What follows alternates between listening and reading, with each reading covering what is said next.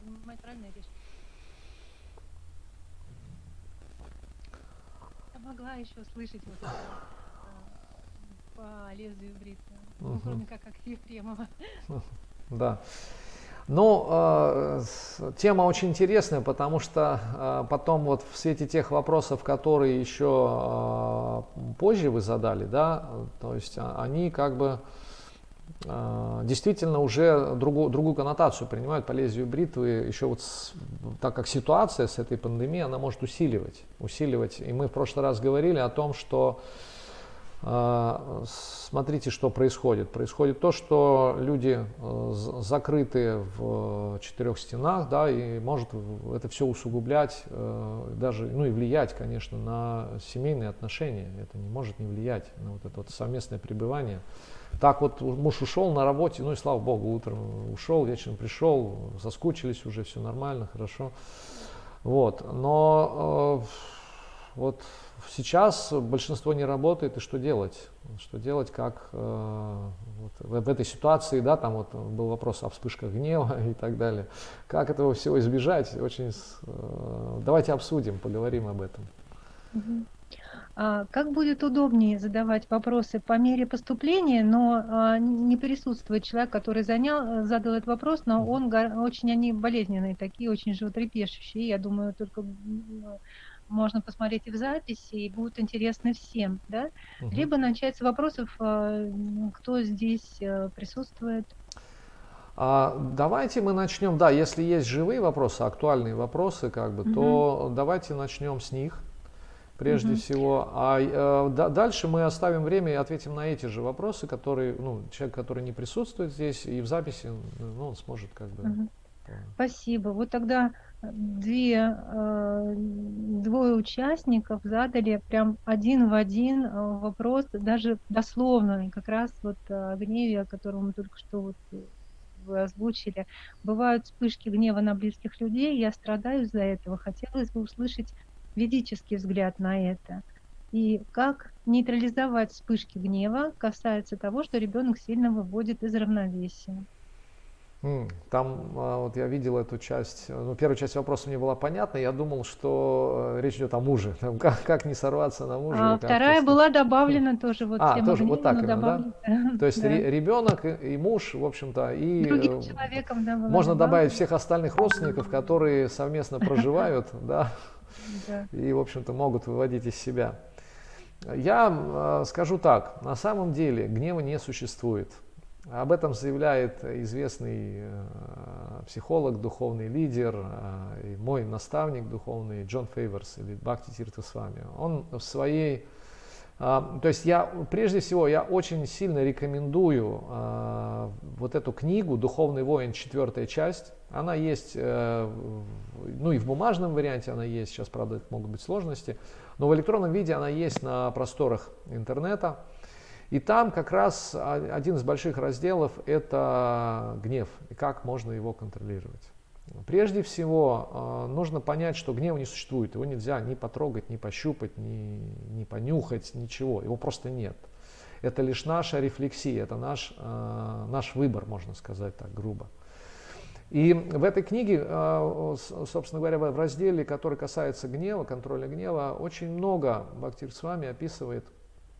Значит, есть 5 крючков, спусковых крючков гнева, да, который, собственно говоря, как правило, наш гнев, он может быть рефлексией или ответом на гнев вот, партнера или, если взрослых людей говорим, да. Дети-то они как бы смиренно принимают наш гнев. Вот. Хотя уже подростки, они могут также отвечать. И вот здесь трудно понять уже, множество есть, безусловно, причин внешних и внутренних, которые приводят к этой вспышке гнева. Но, как правило, этот вопрос все равно сводится к сознанию. К сознанию. И есть 3 как бы, уровня контроля гнева. Первый, самый простой, это как бы такой технический, да, он, конечно же, не может стать панацеей, он не может решить все вопросы, потому что технологии, любые методологии, технологии, какие-то вот лайфхаки технические, да, они решают проблему на 20%, не больше. 80% зависит от отношения от отношений и от уже непосредственно философии. Есть технология, есть философия. Вот философия, она определяет наше сознание, нашу реакцию на все и так далее. Но осознание – это вопрос практики. Понимаете, да? То есть это вопрос наших штампов, наших привычек. Мы сегодня вот на обсуждении Бхагавад-гиты говорили о том, что ведь что такое гнев? Гнев – это привычка. Это сложившийся стереотип, штамп, который мы, программа даже, я бы сказал, да, программа, которая включается в той или иной ситуации. Это парадигма, это реакция на нашу парадигму, когда мы живем в ситуации «я» и «моё». Да? И вот здесь, почему мы говорим о философии, об отношениях, почему? Потому что именно философия и отношения через практику, да?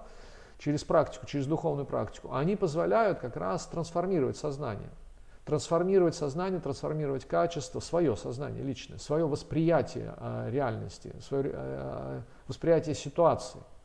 Да?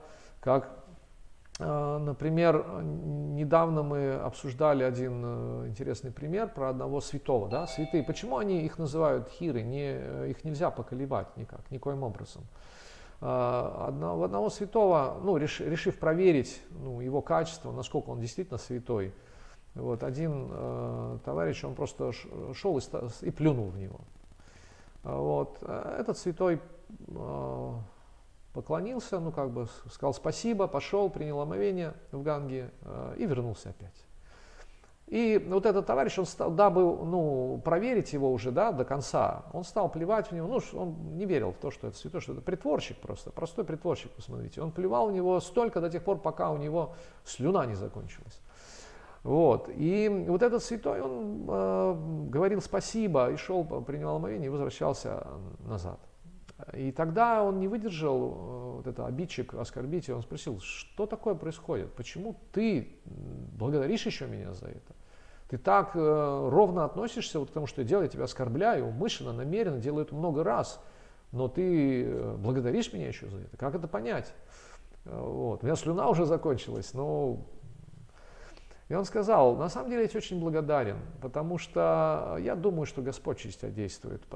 Ты плюешь на меня, мое тело оскверняется, я должен служить сейчас Богу, поэтому я совершаю омовение, потому что очень жарко, но, как правило, вот я делаю утреннее омовение, вечернее, а сейчас очень жарко. И благодаря тебе я уже несколько раз охладился, несколько раз остудился, несколько раз принял это омовение, поэтому спасибо тебе большое, мой добрый человек.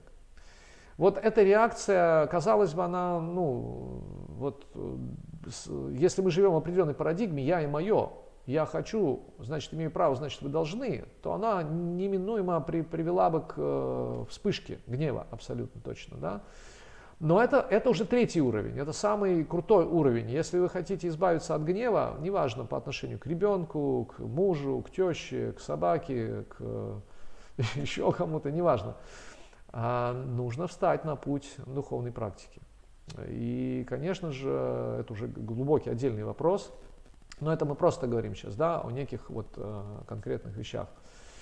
Второй уровень это вот третий уровень, я сразу говорю, это уровень философии. Уровень психологии это когда мы можем выработать в себе такую привычку, размышлять чуть-чуть глубже, да, а что привело вот этого человека вот к такому действию, и что, собственно говоря, побудило меня вот ответить на него. Да? То есть, говорят, нужно подышать, там 10 раз там, вдохнуть, немножко выдохнуть, или если это вот какое-то там, например, письмо или еще что-то, нужно ночь с этим переспать вообще, на утро уже попытаться ответить и так далее, в зависимости от того, как это проявляется.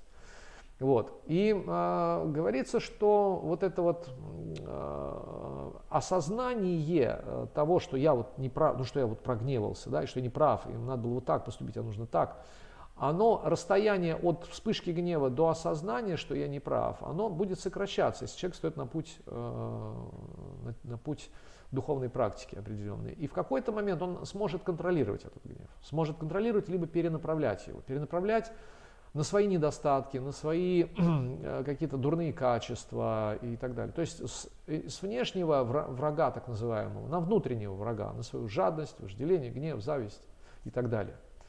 И вот, собственно говоря, это вот уровень философии. Психология – это когда мы Дышим, размышляем, приводим себя в порядок. И технология. Технология это когда мы, не используем крючки, спусковые крючки гнева, да, то есть не мы говорим, ты вечно, ты всегда, да вот никогда ты вообще. И когда другие используют эти крючки, мы к ним, потому что обычно это является вот такой вот как бы детонационной составляющей, чтобы был взрыв. Когда говорят, ты всегда, и все, для нас этот человек виноват, потому что я не всегда. Я вообще не всегда. И он говорит, ты никогда. А я знаю точно, что когда-то или когда-либо, это значит, я когда-либо все равно. Вот. И вот эта несправедливость, она порождает вспышку гнева. Несправедливо. Но если понимать, что это лишь спусковой крючок гнева, то все может пройти. Еще есть одна формула, которую я сейчас скажу, и на этом закончим. Мой духовный учитель Бхакти Тиртха Свами или Джон Фейверс в миру, он говорит, что любое проявление гнева со стороны, потому что мы-то гнев свой, так сказать, уже проявляем на что-то, да, это как рефлексия. Так вот, любое не очень, так сказать, хорошее отношение к нам, или гнев, или упреки, или вот какая-то попытка поссориться, ее нужно это есть не что иное, как призыв к любви. Другими словами, любое негативное действие, это призыв к любви. Любое позитивное действие это что? Проявление любви. Проявление любви. Поэтому, если мы будем помнить об этом, то каждый раз для нас это будет сигналом. Он, ребенок там, или муж, или она, там, теща, свекровь, неважно кто, это призыв к любви. И дальше мало того, что мы должны понять, что это призыв к любви, и сказать, ладно, окей, все хорошо. Это мы останемся только на уровне психологии. Так, мы поняли, да, это призыв к любви. Ладно, я сейчас пойду спокойненько сяду, почитаю там книги, мантру или еще что-то, успокоюсь, выдохну. Это призыв к любви. Нет. Это означает, что мы должны здесь и сейчас дать этому человеку любовь. Вот это уже уровень философии. То есть, если мы видим это, мы должны вот в таком настроении находиться. Кто-то на нас ругнулся. Это призыв к любви. Кто-то проявил гнев. Это призыв к любви. Кто-то сказал, ты всегда, или ты никогда, или ты вечно. Это призыв к любви. И тут же мы должны понять, у меня есть возможность, Господь дает мне возможность проявить эту любовь. И высший пилотаж – это когда мы тут же обращаемся с молитвой, с внутренней молитвой к Богу, к духовному учителю, к наставнику. И просим, пожалуйста, дай мне возможность проявить эту любовь. Научи меня, как проявить эту любовь. Я вам приведу практический пример. Одна девушка на семинаре Джона Фейверса, она как раз вот рассказывала о том, как он спросил, расскажите, когда вам удалось преодолеть гнев. И много историй было. Одна мне очень запомнилась, и как раз она в тему, потому что речь идет о девушке. У нее было очень хорошее настроение, она шла по городу, тогда, по всей видимости, еще гуляли все, не было пандемии, и это было давно, это был 2000-е годы, начало 2000-х годов. И у нее было очень радостно, она на пешеходном переходе, она обгоняла бабушку и нечаянно задела ее рукой, нечаянно, или рукой, или чем-то задела. И она хотела было уже обернуться и извиниться, но как в это время настиг ее удар в спину. Не удар, а такой толчок сильный в спину. Понимаете? Представьте, да, вы только что, у вас хорошее настроение, вы идете, никого не трогаете, нечаянно задели, хотите извиниться, и тут вас настигает толчок в спину. Желание извиниться, оно знаете, сразу куда-то уходит. Да? Сразу хочется что-то такое приятное сказать, связанное с ее возрастом, с ее, так сказать, каким-то, может быть, неважно чем, но, в общем, что-то хочется сказать.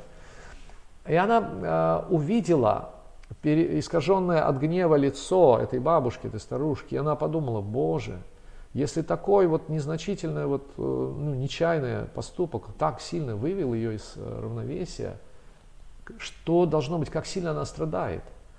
И в кого превращусь я, если я же так же буду сейчас выглядеть, если я отвечу, это ужасно, если я буду сейчас ей так отвечать, это же ужасно. И в ее сердце буквально за несколько секунд это все пробежало, допускаю, что не без помощи Бога, параматма, сфера души, и она от гнева сразу к состраданию, эта трансформация гнева в сострадание. Гнев, его можно трансформировать в сострадание, нужно научиться это только делать. Мы хотим вспылить, и тут же включаем разум. Тут же включаем разум, призыв к любви. Как я могу дать эту любовь? Сострадание. Ему так плохо, ей так плохо, им так плохо. Я должна как-то дать эту любовь. Это мать, материнское как бы, да, качество матери. То есть мы должны сразу включить настроение матери. Как я могу помочь им, как я могу сделать это. Вот. И она извинилась. Она извинилась, и слезы ручьем полились из глаз старушки. Это просто растопило ее сердце. Она стала извиняться, она сказала: дочка, прости, да вот сегодня вот я ходила туда, меня там обидели, здесь, там то. Я вот что-то совсем не знаю почему. И они шли дальше, разговаривали, обнялись. И они, оказалось, они живут рядом в одном доме, там, в соседних подъездах. Вот. Поэтому, собственно говоря, вот такой совет есть. Можно дать такой совет, можно. Спасибо большое. А можно уточнить? Например, я поняла, что это проще сделать по отношению к близким, к родителям, к ребенку, да, ну, например, если это к супругу, от которого, ну, ожидаемо как бы защиты, что он сильнее, да, а здесь, ну, может быть, что-то такое из ряда вон выходящее, когда ты разгневалась, и трудно быть все время в положении мамы. То есть это, ну, разово понимаешь, да? Вот есть ли какая-то разница, или вот как тут помочь себе? Имеется в виду, что делать, если вот это чувство на мужа, да? Мгм. Ну, как бы вот гнев на мужа. Ага. Ну, здесь-то вообще тем более надо просто, ну, если идет какое-то вот такое обучение, да, вот, дхарме, нужно понять, кто такая жена, кто такая дхарма-патни.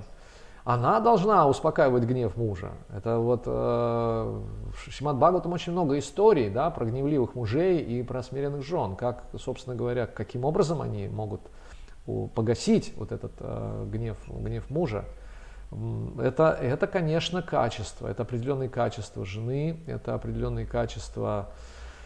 И сейчас, ну, честно надо признаться, наверное, мало кто обладает ими, но это удивительно, это такая женщина, которая может сдержать свой гнев на мужа вот в Кали-югу, это святая женщина просто, это реально святая женщина. Но мы идем к святости, мы должны как бы вот это практиковать.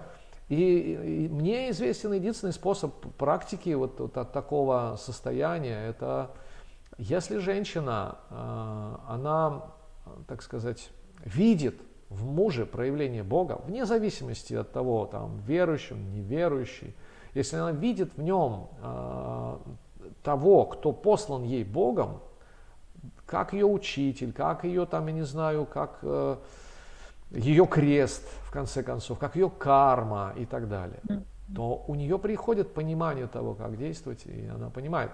Если я понимаю, что это мой крест, так на что я ропщу? Это мой крест, я должна терпеть. Если это подарок, Господи, ну спасибо тогда, я вообще должна благодарить Господа. Если это мой учитель, я должна склониться. Вот, и так далее.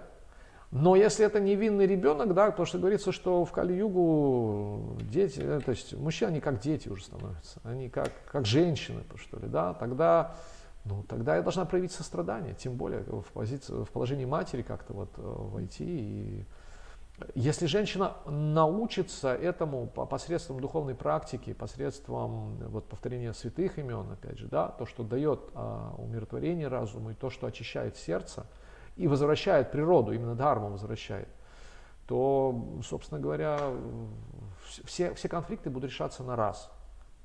В Махабхарате очень много примеров. Посмотрите, и в Махабхарате, и вообще в ведической традиции. Я просто приведу несколько примеров, чтобы было понятно, они могут снять многие вопросы. Например, Туласи. Вот есть такой фильм «Свадьба Туласи». У нее муж был вообще демон просто демон. Он там и глаза выколол, и что только не сделал. Но благодаря ей, в конечном счете, он был убит самим Богом, самим Вишну, тем самым как бы вот получив освобождение. Понимаете? То есть как смирение, несмотря на то, что вот он такие вещи вытворял вообще, там выколол глаза и отрезал язык, там вообще ужасные вещи просто. Это фильм такой, он тяжелый. Но как она действовала? Удивительным образом. Или Мирабай, известный исторический персонаж Мирабай. Ее муж был мусульманином, она была в Вайшнаве, и она поклонялась Кришне с флейтой, да, вот в изогнутой вот этой форме. И она была настолько, ну, как бы святой, что ей даже мусульмане, они склонялись перед ней и касались ее стоп. Ну, естественно, ну, как бы так вот быстро. И муж, он просто сказал, что ты делаешь вообще? Ты как падшая женщина вообще. Тебя касаются, мужчины касаются твоих стоп вообще. Ты что о себе возомнила? Вот. И она говорит, тебе лучше вообще просто сброситься с обрыва, просто так, ну, что в искупление. Вот. И она подумала, да, муж представитель Бога, я должна броситься с обрыва. И она подошла к краю обрыва и сказала, стала молиться Кришне и сказала, Кришна, если это действительно твоя воля, я это сделаю, не задумываясь. Но если здесь какая-то ошибка, если я здесь что-то не понимаю, пожалуйста, останови меня. И как только она хотела сделать шаг в пропасть, это исторический факт, кто-то потрогал ее по плечу, она обернулась, и за ней, за спиной стояло божество на расстоянии определенном. Ее божество, которому она поклонялась, небольшое, но там больше никого не было. Это удивительный образ. Если женщина следует дхарме своей, дхарма будет ее защищать, по-любому будет ее защищать.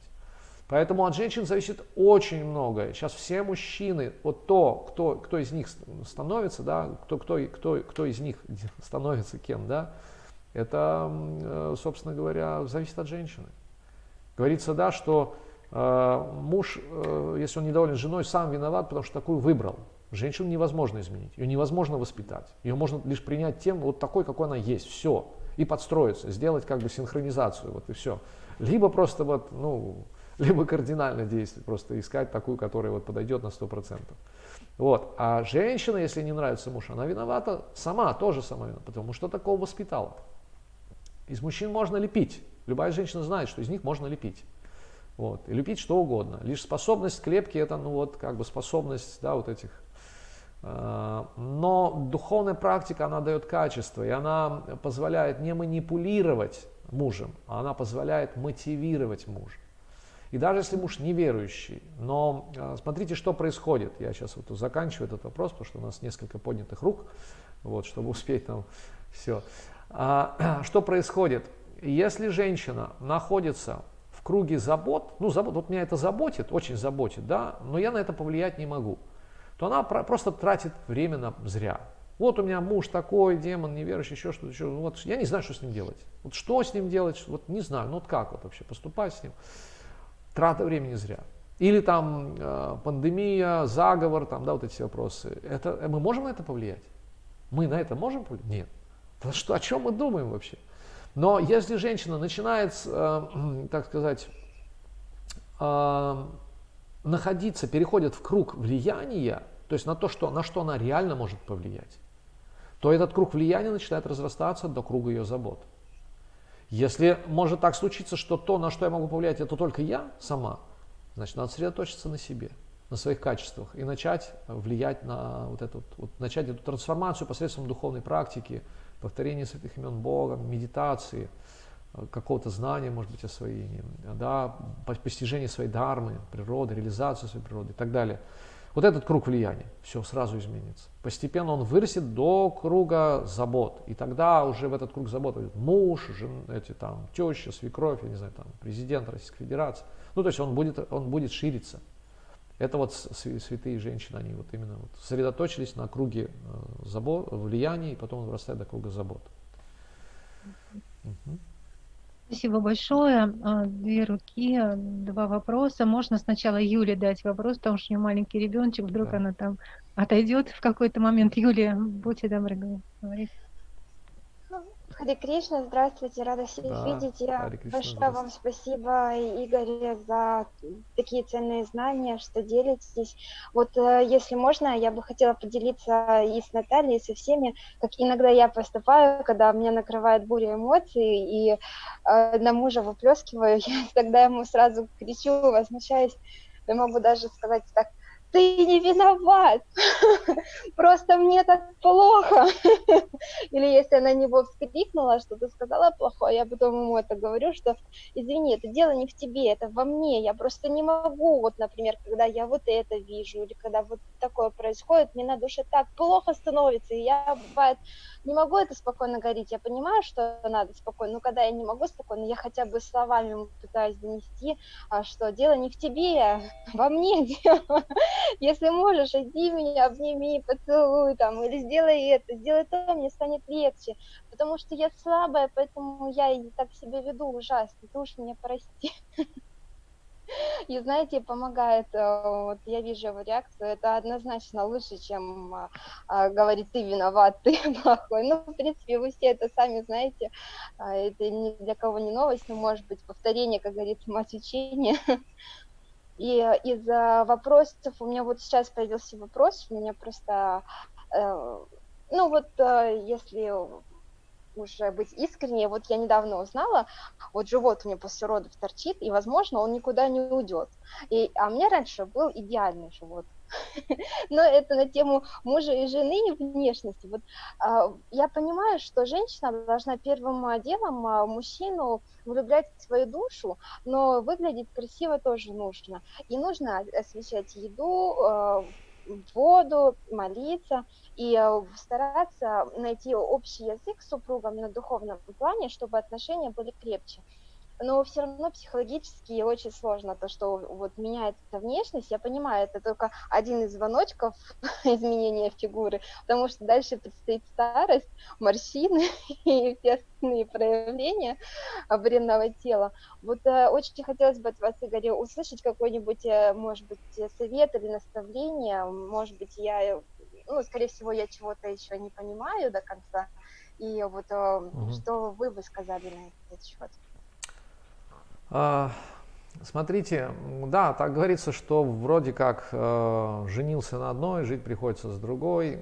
Это вопрос основы. Вопрос основы, и, как правило, в современном обществе за основу, когда мы вступаем в брак, берутся какие-то внешние вещи. Да? То есть, ну, симпатичный, красивый, здоровый и так далее.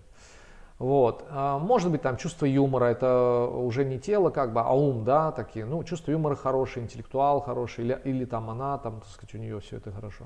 Но эти вещи, это шаткая основа, потому что тело наше меняется, вы правильно говорите, любая женщина, она с ужасом замечает там первые седины, первые морщины, и особенно те, кто, знаете, вот, ну, привык быть на людях, сколько они там делают этих операций, покрашивания волос и так далее. Но старость, к сожалению, нельзя остановить.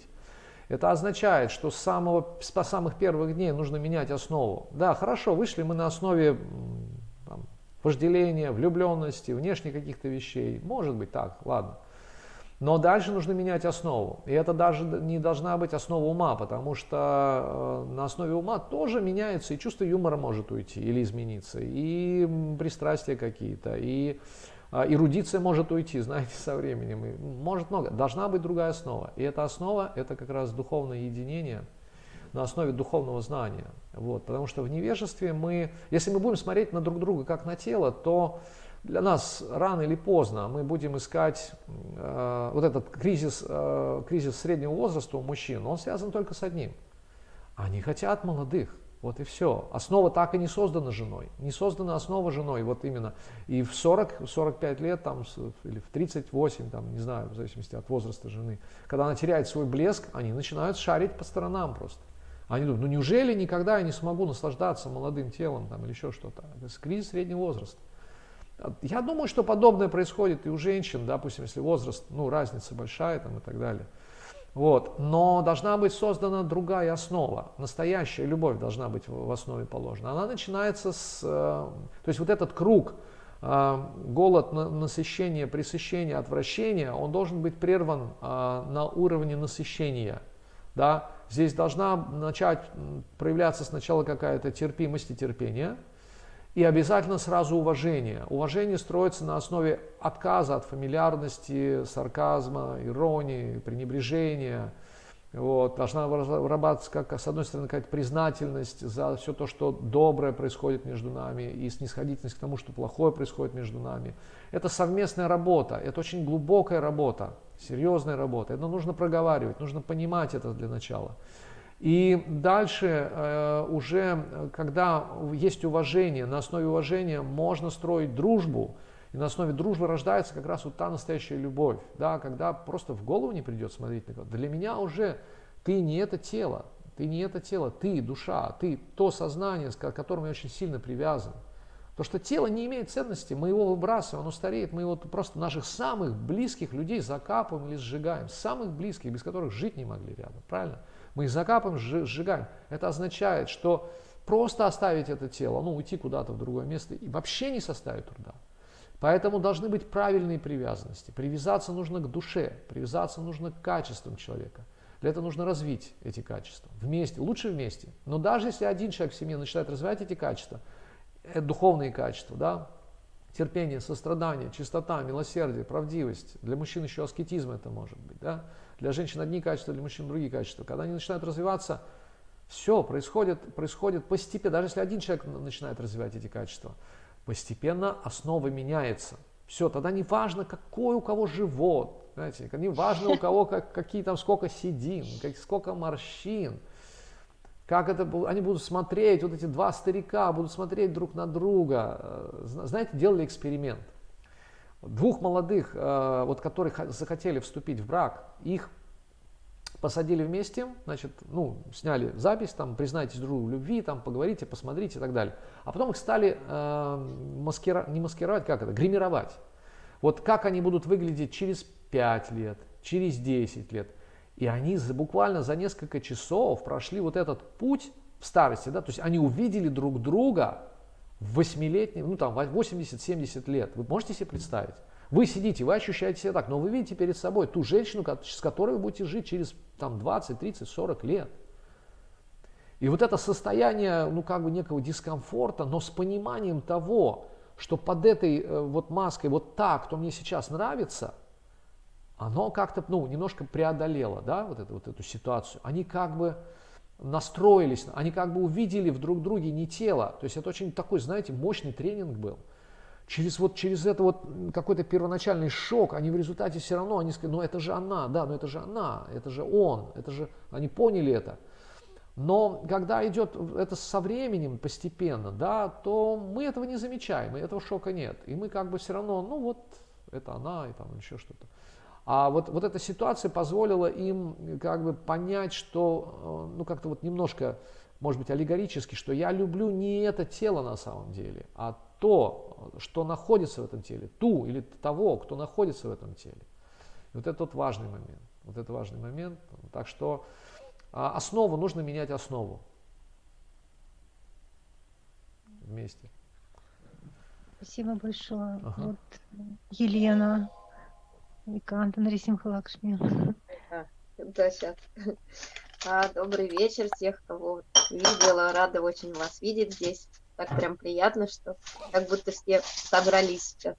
Я постараюсь коротко просто поделиться хотела по поводу вот этого вот, что происходит. Недавно буквально такая реализация была, опыт. Когда утром мы совместно читаем в Zoom совместные молитвы, я заметила такие вещи, что в один день, второй день и третий на одно и то же действие я абсолютно спокойна, оно мне даже нравится, оно мне даже вдохновляет, когда у кого-то я это слышу. А прошло там несколько дней, и я поняла, что это действие, оно меня сейчас раздражает. Этот звук, он меня просто вот выводит меня из себя, я, ну, просто у меня внутри все клокочет. Что ж такое-то? Откуда этот гнев? Откуда это раздражение берется? То есть вот мы разбирали, что женщина, она в 9 раз чувственнее, и с ней происходят всякие процессы, и поэтому гнев, он может возникнуть вообще практически вот на пустом месте, вот ни с того ни с сего, и ты чувствуешь, что ты вот раздражать, тебе всякие мелочи начинают раздражать. Вот, и, конечно, что в этот момент делать? У нас бывает, вот сейчас мы закрыты друг от друга, да, тут ребенок раздражает, да, вот он что-то говорит и постоянно спрашивает что-то, а тебе хочется, наоборот, тишины, или дергает тебя, или вот муж как-то не так себя ведет, или еще что-то. То есть как в таких ситуациях быть? И я поняла, что вроде бы одно и то же действие, да, даже если в один день подошел ребенок, он то же самое делает, ты полна любви, готова его там обнять, приголубить и смеешься над его словами, то в другой день на эти же самые слова, на его же поступки ты его готова прям, ну, уничтожить, там уже тебя он сейчас самый, самый считается вот такой вот, как этот крючок гнева самый лучший. Ты на него смотришь уже, думаешь, когда же ты уже замолчишь, все, что тогда делать? Я поделюсь просто, вот как я поступаю. В этой ситуации стоит либо уйти куда-то ненадолго, просто, ну вот даже в квартире, просто какой-то вот на некоторые минуты, на несколько минут остаться самой собой, просто выдохнуть, выпустить вот этот пар.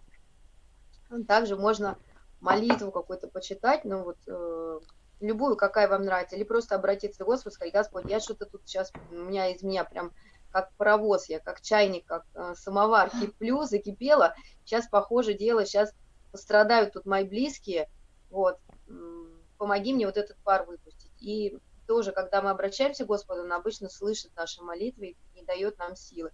И третье, можно также предупредить просто, когда вы чувствуете, что вас все раздражает, и вот вы находитесь в таком состоянии, можно просто предупредить близких, сказать, что, знаете, у меня что вот несколько дней, может на солнце там что-то, может на луне, я чувствую, что я очень какая-то восприимчива ко всему. Пожалуйста, не обращайте на меня внимания, если я буду грубо или еще что-то. Вот, можно так. Тоже как предупредить о своем таком состоянии. Но на самом деле вот наш гнев, это наше внутреннее, как Юля сказала, это наше внутреннее состояние, это не чье-либо другое. Это люди ведут себя окружающие точно так же, как вели себя вчера и позавчера. Но вчера, позавчера вы были спокойны, а сегодня вы готовы им голову оторвать. Вот. Это внутреннее наше состояние. И значит, нам что-то с нами не так. Что-то у нас, мы, может быть, на что-то обиженные, мы, может быть, чем-то расстроены, мы, может быть, что-то не получили, что хотели, мы, может, просто у нас вот физически нам как-то плохо. И это означает, мы просто можем пойти и задать себе вопрос: так, в чем причина того, что я сейчас это чувствую? И что я могу с этим сделать? Если я понимаю, что я не способна ничего исправить, тогда я могу обратиться к тому, кто может помочь в этом.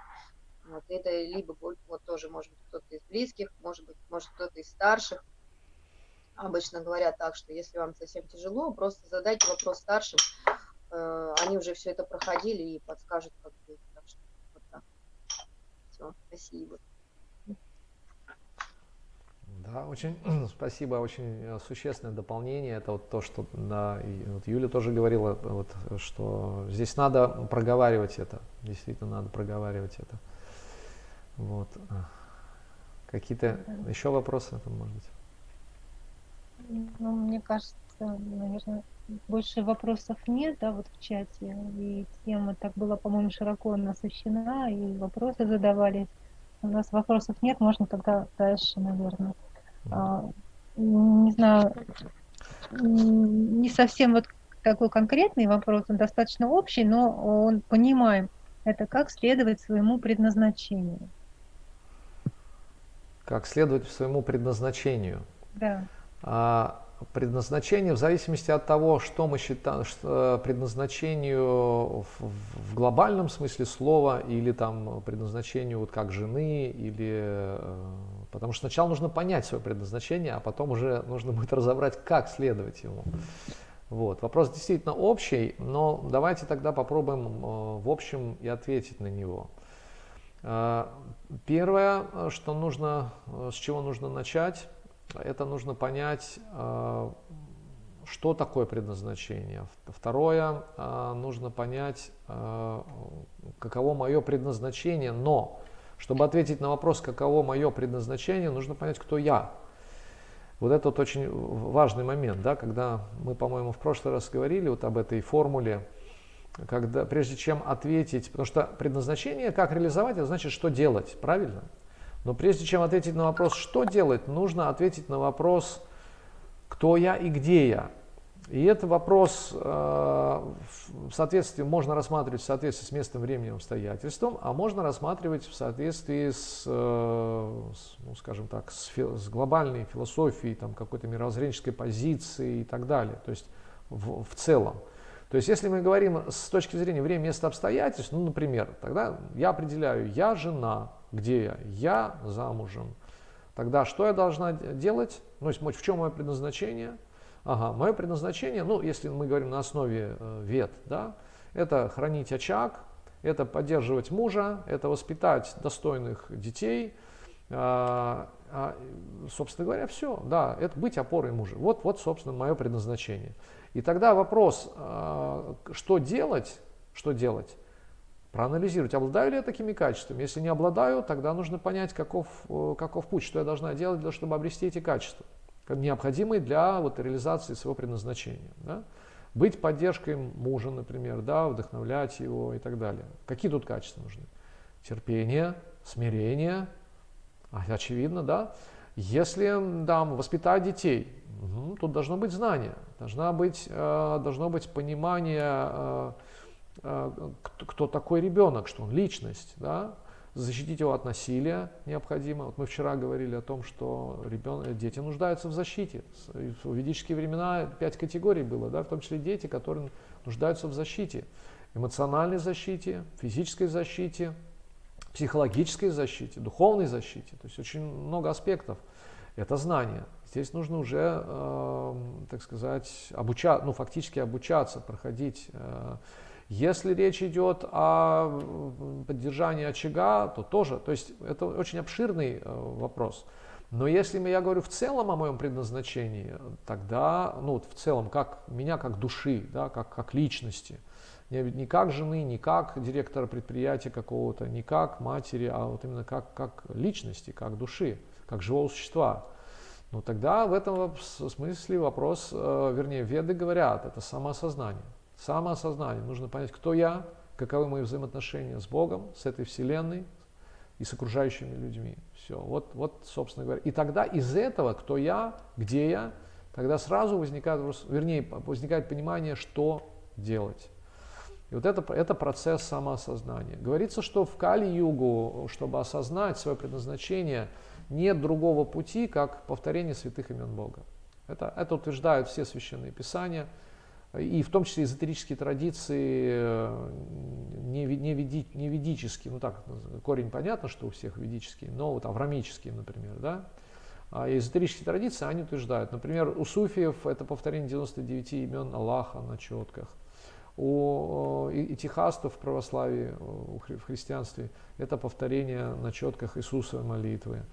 В индуизме это сахасранам, повторение 1000 имен Вишну и так далее. То есть звук, трансцендентный звук. Звук — это вибрация, это очень мощная вещь. Звук, любое знание приходит к нам через звук. Поэтому, собственно говоря, вот если говорить о предназначении, можно так немножко общо сказать, потому что это нужно в зависимости от того, что имеется в виду о предназначении или от дхарме. Да? Спасибо, да. И вопрос как? Даже хотелось бы уточнить, если это вопрос самоосознания, вопрос дхармы, да, то все равно и роли твои как жены, да, матери, они тоже должны быть с этого вопроса дхармы исполняемы уже с осознанием, кто ты как душа, да? Да, безусловно. То есть любая роль, она является второстепенной по отношению к самому важному осознанию или ответу на вопрос, кто я, с точки зрения вселенской, с точки зрения смысла жизни, с точки зрения меня как сознания, как души. Это очень важный момент. Да. Спасибо большое. Следующий вопрос. Что делать, чтобы было больше энергии в теле? Что делать, чтобы было больше энергии в теле? Надо подвижный образ жизни вести, это факт. То есть здесь важно несколько аспектов, да? Образ жизни, питание, и эмоциональной составляющей. Потому что энергия есть, вот грубая энергия, есть тонкие энергии. Эмоциональной составляющей, если мы находимся в мире со Вселенной, с родными, с близкими, мы подпитываемся вот этой праной, живительной энергией, наш ум не истощен, наша нервная система получает достаточно там дофамина и всего остального. Вот. Питание дает нам силы и правильной энергии, то есть энергии жизни, нужно заряжать себя энергией жизни, и полностью отказаться от пищи, связанной с убийством, с насилием. Есть живую пищу, то есть фрукты, овощи, орехи, злаки, молочные. И самое важное — это молоко. Желательно молоко от коров, которые не уйдут на бойню. Вот, потому что именно такое молоко, оно очищает тонкие ткани головного мозга и питает все тело энергией. Ну и подвижный образ жизни, да, как говорится, душа, тело и разум должны быть в гармонии. Подвижный образ жизни, он никогда не помешает. Это йога, фитнес и так далее, но не делать это целью жизни. Лучше, например, вот если взять какую-то практику, например, практику гаудия-вайшнавизма, там все, знаете, настолько гармонично, там здоровая пища, чистая пища, вегетарианская, предложенная на алтаре, освященная, приготовленная с любовью, поваром в чистом сознании, то есть раз. Второе, что касается с точки зрения тела, там столько разных вот активностей, да, например, киртан, динамическая медитация, киртан, можно танцевать час, два, три, четыре, сколько угодно. Вот. Это дает, или поклоны, например, да, поклоны, это же и спина работает, и позвоночник как бы распрямляется, то есть все продумано до мелочей. Любая духовная деятельность, она влияет положительно на организм. Вот, поэтому практика гаудия-вайшнавизма — это вот самое, тут вот и питание, и ум-разум, так сказать, набирают, черпают сил, да, то есть достаточное количество дофамина всегда вырабатывается. Нервная система постоянно в радости люди, да, почему кришнаиты постоянно улыбаются? Они, да, не радостные, ничего печалятся, они, так сказать. И тело также, это вот постоянно образ жизни подвижный, то есть они либо танцуют, либо поют, либо уходят по улице, распространяют книги, знания распространяют, еще полезное дело делают. То есть, ну вот три составляющие, да, чтобы тело всегда было в норме. Угу. Спасибо большое. Вопрос тоже прям дословный от двух участниц. Как бороться с ленью?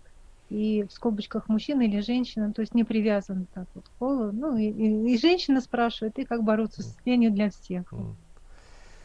Как бы мне бы кто дал совет, как бороться с ленью. Тут это на самом деле бич Кали-юги. Лень — это самая страшная вещь. Это то, что, собственно говоря, нас дисквалифицирует как духовную личность, как человек, который встает на путь духовности, да, самосознания. Лень, она происходит, ну, ее ключевой как бы источник — это гуна невежества. Невежество — это отсутствие знания. Потому что человек в знании, он не может лениться. Человек в знании, он начинает действовать, потому что у него есть понимание, как действовать. Вот, поэтому это первое. Второй рецепт от лени, опять же, вот с точки зрения философии, это знание. С точки зрения психологии, это правильное общение. На санскрите это называется саду-санга, то есть правильное общение. Нужно общаться с правильными людьми. И с точки зрения тела это режим. То есть нужно в одно и то же время делать. Это называется садана. Да? Таким образом, мы должны следовать режиму дня, то есть это всегда мобилизует организм, выставляет определенные временные циклы, потоки праны, 12, синхронизирует эти 12 потоков в теле, которые у нас есть. Вот, человек чувствует силу. И дальше это правильное общение с точки зрения психологии, с точки зрения философии. Это, вот, собственно говоря, понимание цели, да, понимание цели, понимание смысла жизни, понимание того, кто я, опять же. Вот это самое простое. Ну, какие-то такие, знаете, если ну вот так вот оказался один, без друзей, вот на диване, со включенным телевизором, вот так получилось, все уже накрыло, да, накрыло. нужно возвысить гуну. То есть, если вот чувствуется, что лень, ничего не охота делать, нужно возвысить гуну. Гуна возвышается тем, что вы начинаете что-то делать. Можно включить для начала ум, например. Вот если утром тяжело вставать, можно взять гаджет, вот этот гаджет ненавистный, да, и почитать новости, или там кто чего тебе написал за ночь, вот, или еще что-то. То есть ум проснется, тогда таким образом ум проснется. Ум пробуждается, все нормально, он начинает действовать, он может поднять тело уже дальше и так далее. Вот, собственно говоря. Ну и, конечно же, без молитвы, вот внутренней молитвы, к тому, кто, так сказать, является контролирующим и лени, и гнева, и всего остального, конечно, не обойтись. То есть, я простой пример приведу. Мои знакомые, они решительно были настроены вставать в 4 утра, то есть свой режим дня такой вот. И, конечно же, на следующий день, вот они приняли такое решение, супружеская пара, на следующий день, конечно же, проснувшись в 4 утра, там, выключив, шлепнув вот, рукой или там, я не знаю уж каким-то образом, выключив этот будильник, они подумали, ну, какая-то ерунда, давай с завтрашнего дня или с послезавтрашнего дня или еще что-то. Но они сделали одну правильную вещь. Накануне они помолились Господу, чтобы Он им помог проснуться. Ну, естественно, они про это забыли, они, так сказать, вот, переключили, там на час переставили. Знаете, в современных будильниках сейчас можно отсрочить вот это. Но тогда, может быть, этого не было. Ну, каким-то образом они решили, в общем, поспать подольше. И как только они приняли это решение и коснулись опять подушки, в этот момент сильный порыв ветра, он дует в форточку, да, и форточка, она не была закрыта на шпингалет, она просто бьется по вот откосу. С таким грохотом, ну стекла вроде бы не выбились, но они аж вскочили, и тут они тут же вспомнили про свою просьбу помочь им проснуться. Сон как рукой сняло, поэтому вот внутреннее обращение к Верховному, повелителю времени и повелителю всех сил, да, это вот тоже не помешает, а может быть даже это может стать и ключевым в том, чтобы вот побороть нашу лень. Спасибо большое. Очень такой наглядный пример, да, его можно отследить, и я думаю, что многие, наверное, с этим сталкивались, когда с просьбой, когда искренним обращением к Богу, да, ответы приходят, и происходят удивительные вещи. А вот вы сейчас сказали, если я правильно поняла, что один как вариант — это посмотреть гаджет, кто что написал, чтобы ум, да, разбудить. Но это не исключает того, что за ночь могут прислать какие-то неадекватные вещи, или то, что вас расстроит, или то, что вас еще более в негатив вовлечет. Поэтому насколько вот он работает, на что на него так можно опираться. Да. Поэтому лучше, конечно же, взять гаджет и прочитать какую-нибудь интересную духовную историю. Вот, или просто у нас ум, он очень скользкий, всегда ему нужны новости, Другая опасность есть, что мы в этом гаджете застрянем и забудем про свои дела, да, там в этой постели, так сказать, не встав. Вот, есть опасность, но это такой радикальный метод разбудить ум. То есть, если вам пришлют гадости, ну точно вы уже не заснете, это вот в зависимости от того, что вам нужно сделать, да, то есть это мы говорим просто про утренний подъем. Но, конечно, самое лучшее, это включить лекцию духовного учителя там, или лекцию у кого-нибудь из святых подвижников, там, я не знаю, или прочитать на определенном ресурсе новости, ну, куда вы знаете, куда вы доверяете, то есть какой-то в гуне благости, да, чтобы вам там, не дай бог, ничего не это самое, потому что сообщения, они имеют свойство утягивать, потому что сразу захочется ответить, сразу хочется прокомментировать, сразу захочется еще что-то делать, ну, по крайней мере, проснетесь. Вот. Но в идеале, конечно, это сам принцип, разбудить чем-то, там, я не знаю, музыкой, может быть, не всегда, а вот даже лекции можно не всегда, под лекцию можно заснуть, а вот желанием посмотреть, а что там, сколько просмотров у моего поста, а сколько вот человек, так сказать, прокомментировало мой пост, оно будет сильнее гораздо, чем желание вот еще. Поэтому из невежества нужно в страсть немножко. Страсть — это значит выгода, мне нужно какую-то выгоду. Из страсти в благость очень сложно прыгнуть, скорее всего, если поставите лекцию, вы, наверное, уснете. Если у вас нет должной практики, да, вы, скорее всего, под эту лекцию будете спать. Но нужно что-то, какую-то выгоду. Там посмотреть, так, а сколько там человек умерло вчера, если для вас это принципиально, да, от коронавируса, или сколько человек там поставили лайки на ваш пост или на ваши фотографии, или там, а что вот у этого человека на стене новенького появилось.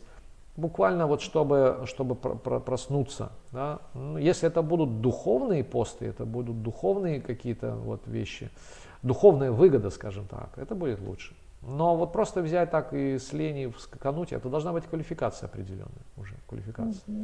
Спасибо.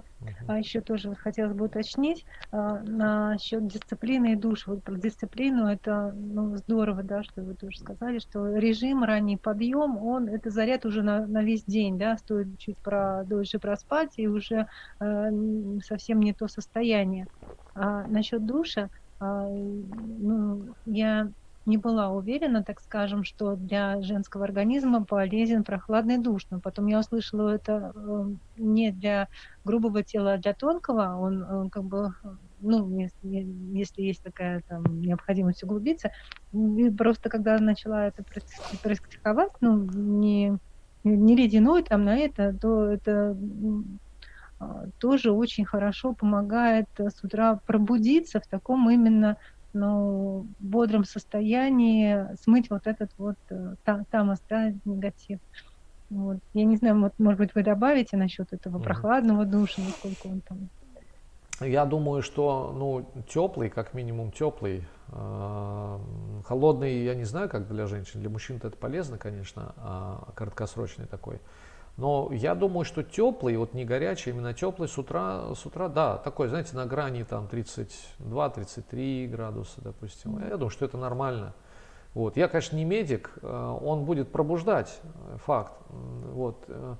С другой стороны, есть вот истории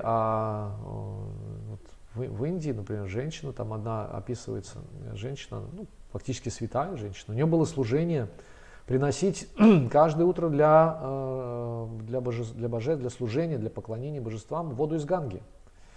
И она делала это каждый день, потому что вода из Ганги нужна каждый день. И она входила также зимой. Зимой понятно, что там нет льда, но вода в Ганге и так она достаточно холодная, даже летом она с ледников течет, она проточная и она не сильно нагревается. А зимой она еще холоднее.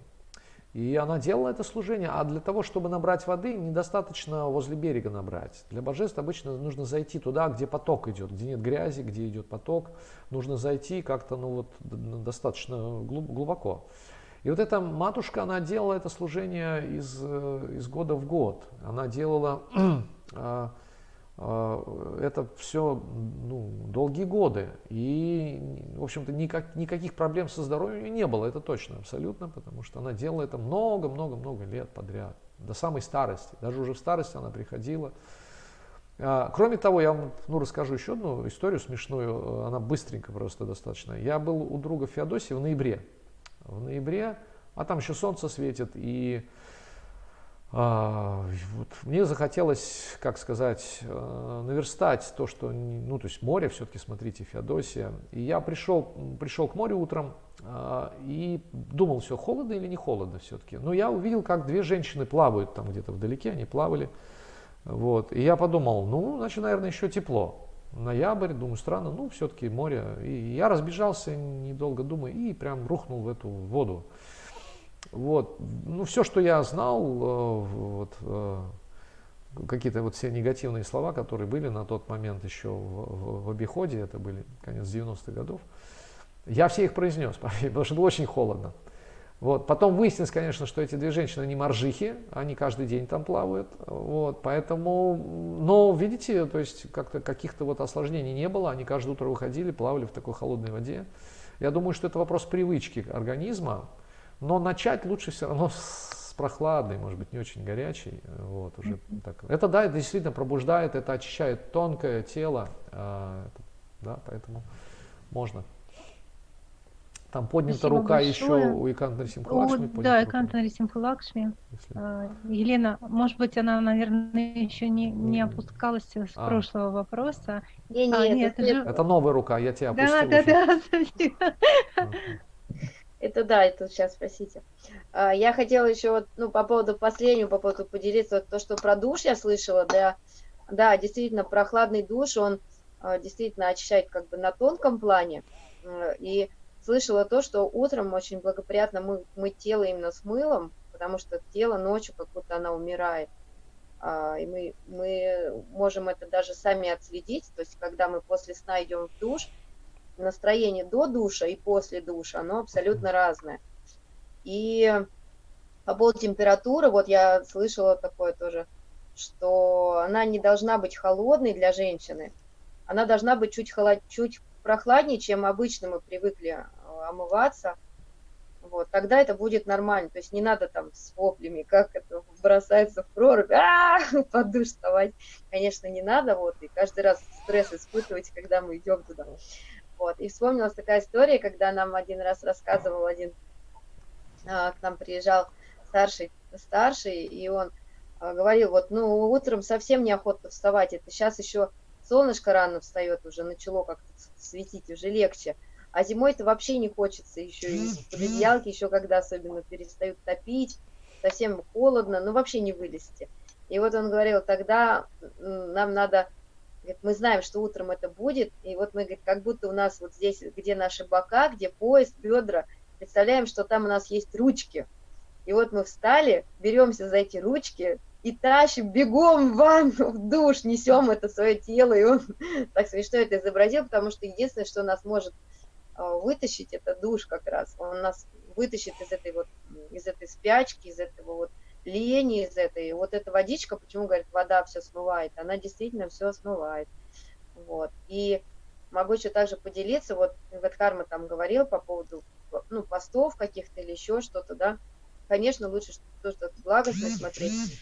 У меня была такая привычка однажды, сейчас вот перестали, к сожалению, ежедневно делать эти посты. Я зарегистрировалась там в одной группе, и там каждый день, каждое утро, рано-рано еще до того, как я вставала, каждое утро размещали историю, там, ну, смешные истории, удивительные были истории, как книги распространяли преданные.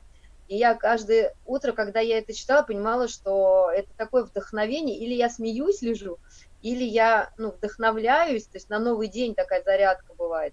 Вот. И каждый раз у меня это вызывало только, ну, такие положительные всегда эмоции. То есть что-то такое можно прочитать, что у вас вызовет там чувство радости или смеха, что-то такое. Вот. А также еще киртан тоже. Если, ну, вот кто-то любит музыку, можно включать какой-то, да, вот киртан, кто-то быстрый, кто-то медленный.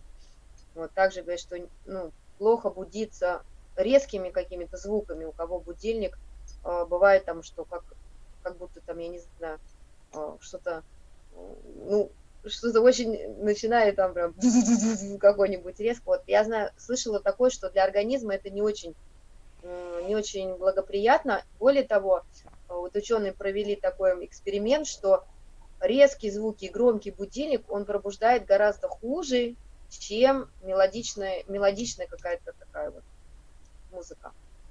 Так. Ну, это вот так поделилась. Спасибо. Спасибо большое. Я вот хотела бы посоветоваться. У нас еще один вопрос есть от участниц, кто сейчас на встрече есть, и несколько вопросов, кого нет. По времени сейчас уже прошел час 12 минут. Вот как лучше поступить? Наверное, считаете, последний вопрос сейчас обсудить, да? Там, знаете, там был один вопрос, я счел его интересным, потому что он касается современного момента и современных беспокойств, которые вот по поводу всех вот этих теорий, и вообще чего ожидать, вот этого непонимания с нынешнего момента. И беспокоятся не только сами, как бы вот женщины. Я тогда его сейчас как раз прочту, да, потому что он от участницы сегодняшней встречи. Вот, звучит он так. Сейчас есть много информации, которая вызывает у людей страх и озлобление. Это разные теории заговоров, суть которых в том, что за всем стоят некие коварные личности, которые нас контролируют.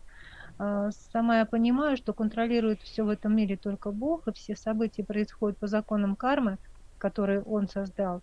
Также я понимаю, что информация, которая запугивает и озлобляет, находится в гунах невежества и страсти, и уж точно не способствует ясному пониманию реальности. Но у меня есть и и друзья, и родственники, которым доверяют таким теориям, у меня есть, да, друзья, которые доверяют таким. Посоветуйте, пожалуйста, как научить их отделять конструктивную информацию и от деструктивной. Мгм. Здесь, собственно говоря, понятно, да, что мы, ну, сейчас вот эти все теории, да, кто-то может в них верить, кто-то не верить. С другой стороны, на фоне того, что такое происходит у кого-то в жизни первый раз, вот именно в мировом масштабе, то эти теории могут легко лечь как бы, да, вот на сознание и вводить человека в определенное состояние паники даже или непонимания, как же. Да. Люди, безусловно, которые встали занимаются духовной практикой, они понимают, что, ну, с точки зрения вед, мы вообще давно все чипизированы уже, давно чипизированы, потому что в Бхагавад-гите, вот сегодня мы это тоже обсуждали как раз в беседах, Кришна говорит, я вхожу в каждый атом этого творения и нахожусь в каждом сердце живого существа, и пребывая там, я даю знания, память и забвение. То есть, по большому счету, Бог в качестве своего локализованного аспекта, параматмы или сверхдуши, он входит в каждый атом и в сердце каждого живого существа. То есть для человека, который изучает философию, ему не нужно даже объяснять это, он видит, как это проявляется, он видит этот закон кармы, закон справедливости, он видит, как это работает. Да и с точки зрения даже вот, ну, просто здравого смысла можно понять, смотрите, вот все атомы, они складываются очень красиво, аккуратно, никакого хаоса не происходит. То есть все это каким-то образом контролируется. Но с точки зрения человека, не утвердившегося на духовном пути, или вообще человека материалистичного, ну, вот, находящегося вне знаний, да, то для него, конечно, это очень сложно. Тогда можно провести практические примеры. Ну, начать можно, знаете, есть такой анекдот, если вы хотите насмешить Бога, расскажите о своих планах. Любые планы самых-самых могучих кучек, самых могучих лидеров, императоров разбивались в результате в пух и прах. Ну, давайте вспомним, сколько у нас там Первый Рим, Второй Рим, Третий Рим, Великая Персия, Александр Македонский, который захотел там весь мир держал в страхе, захватывал. Если раньше еще взять Хираньякашипу, Хираньякша, да, Равана, но если вот брать совсем такой как бы экскурс уже туда, ну даже их не будем брать, да, то есть все их планы по мировому господству это не новое, это не что-то новое, держать всех в страхе, держать всех, как бы контролировать сознание каждого. Эти желания в каждом демоническом, так сказать, уме возникали с той или иной периодичностью и вынашивались достаточно долго. Давайте пойдем дальше. Может быть, там, да, это скажете мифология или еще что-то. Давайте дальше возьмем. Первый Рим, Второй Рим, Третий Рим. Где они сейчас все? Где Великая Персия? И так далее. Где вот эти, Наполеон, посмотрите, он завоевал почти там полмира, уперся просто вот, в деревенских партизан, просто природа его, да, там морозы и так далее. То же самое и Гитлер. Гитлер, мировое господство, такой план, посмотрите, опирался даже на Веды пытался, начал атаковать, напал на Советский Союз, на самую основную державу, которая как бы являлась камнем преткновения, да, в Брахма-Мухурту в 4:30. Это ему не помогло, знаете, не помогло это ему. Вот. Где Гитлер? Посмотрите, где Сталин, где Ленин, где Карл Маркс? Мировая революция. Коммунистическая мировая революция, да, посмотрите, вот все шествовало по миру, захватывая там страны и так далее. Около там 35, 37 или сколько там, до 50 миллионов людей было истреблено просто. Истреблено, не без всякой вакцины, знаете, просто брали в лоб, стреляли и все, без всякой чипизации. Там такое кодирование происходило, что люди просто на своих близких жаловались. 37 год, да, 30-е годы, там, 33-й, 37-й и так далее. Вот что происходило. Это где они все? То есть идея заключается в том, что даже если у кого-то есть гениальный план по чипизации всей страны, ну то есть там нужно там оставить золотой миллиард или полмиллиарда, вот, остальному полмиллиарду ввести там вакцину, в которую включить вот этот наночип какой-нибудь, который изменит код или там ДНК. Кто они такие, чтобы изменить ДНК? Как это возможно, изменить ДНК? Вот вирус гуляет, он меняет ДНК клетки. Вот. Ну, то есть, ну хорошо, даже если это все вот, ну, продумано, да, хотя вот внешне, с точки зрения вот того, что сейчас происходит, очень не похоже, что это спланировано, вот кем-то спланировано, очень не похоже. Конечно, можно, так сказать, на этом серьезно заработать, на всех этих теориях и так далее. Но даже предположим самую вот такую вещь, что предположим, что это все спланировано, что все эти вышки уже выстроены 5G, что вот уже вот все тотальный контроль. Сейчас всех будут уничтожать, а тех, кого не уничтожат, тех выявят вот этот полмиллиарда золотого, а они будут рабами, да, у этой могучей кучки, будут обслуживать все это. Ну, предположим, что вот такой план у них уже. И даже вакцина есть, и даже уже все это есть. Но кто сказал, что это сбудется? Но кто сказал, что это будет воплощено? Человек, у него есть 4 недостатка, у него есть 4 проблемы на самом деле. Он склонен совершать ошибки, он склонен к обману и склонен обманываться, впадать в иллюзию, и его чувства несовершенны. Это факт у всех живых людей. Именно поэтому даже Брахма, Творец, он постепенно деэволюционирует до какого-нибудь там, до инфузории туфельки или еще постепенно. Совершает ошибки просто. Да кто сказал, что это воплотится, даже если это все подготовлено и приготовлено? Вот просто с позиции здравого смысла нужно вот эти вещи сказать. Нужно показать исторические свидетельства. Где Цезарь, где Наполеон Бонапарт, где Александр Македонский, где они все? Как они реализовали эту идею? Где Гитлер, где Сталин? Где они реализовали? С какой стати какой-нибудь там Билл Гейтс или там Рокфеллер или еще кто-то сможет реализовать эту идею? Ну с какой стати? Ну даже если человек неверующий, ну давайте просто посмотрим на то, как это воплощалось. Хоть раз это было воплощено? Ну хоть был прецедент хоть раз. Что беспокоиться-то? Ну что беспокоиться? Не надо беспокоиться. Вот как бы я бы вот с родственниками неверующими, да, я бы вот так просто им разговаривал, показал бы просто, ну, историческую перспективу, вот все, вот, ретроспективу точнее, да, все, не надо беспокоиться, все это ерунда, все это ерунда. Ну, а с точки зрения вот как бы глобальной трансформации, всем управляет в этом материальном мире парам атма, сверхдуша, вот и все. Тогда, даже если вы не верите в сверхдушу, а верите в ангела-хранителя, ну не низводите тогда уже, что же ангелы-хранители, их тоже зачипизируют, что ли? Им тоже вакцину ведут. Ну, прекратите, смешно, взрослые люди уже, правильно? Что Бог не Егошка, видит немножко. Он всех будет использовать. Он использует этих людей точно так же, как он использовал всех демонов для того, чтобы... Я приводил сегодня на Бхагавад-гите пример. Замечательный пример, как Кришна использовал Джарасандху, великого демона, который также хотел подчинить себе всех царей вообще. Вот. Он 17 раз разбивал его армию, 17 раз, но его оставлял в живых. Для чего? Для того, чтобы он мог собрать еще армию демонов, привести его и опять быть разбитым. Бог действует таким образом. Так что, в общем-то, нечего бояться. Угу.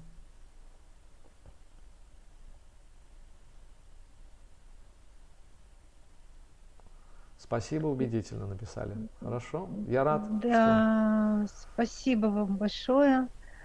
Есть еще рука поднятая у Елены Кантмари Симхалакшми. У вас есть что добавить или, наверное, еще она не успела опуститься с прошлого вопроса? Да, еще не опущенная, сейчас, простите. Да, спасибо большое. Вот. Хотела бы спросить, как быть нам дальше? У нас несколько вопросов интересных, таких именно женских вопросов, семейных вопросов, но нету сейчас среди участников тех, кто их задавал. Или мы по времени на сегодня завершим, потому что они, ну я их озвучу, да? Что не должна терпеть женщина в отношениях брака, что не стоит прощать супругу. Если муж считает увлечение ведами чтения книг на эту тему посещения женского клуба секты, как его переубедить и запрещает. Вот. И еще вопрос, как все-таки верно матери стремиться отдавать ребенку все свое время или нужно приучить его к тому, что у мамы должно быть свое личное время? Вот такие вопросы. Понятно, что сейчас мы за какое-то время не успеем их осветить подробно. Ну, вопросы действительно замечательные, хорошие. Мне кажется, это прям тема отдельной сессии такой еще, отдельного клуба. Мы можем их перенести, и, может быть, тогда будут те, кто задавал их. Это лучше было бы, да, чтобы какие-то уточняющие вопросы были. С моей стороны могут быть уточняющие вопросы. Вот, потому что я могу отвечать в общем, говоря о принципах, но тем не менее, если разбирать конкретную ситуацию в соответствии местным временем и обстоятельствам, то, возможно, это будет более продуктивно. Вот. Поэтому я предлагаю оставить их на следующий, да, то есть как «1001 ночь», то есть на следующий раз. И, собственно говоря, почему бы Может нет? быть, и сейчас кто-то хочет что-то добавить, спросить, переспросить, дополнить. Можно написать, можно включить микрофон.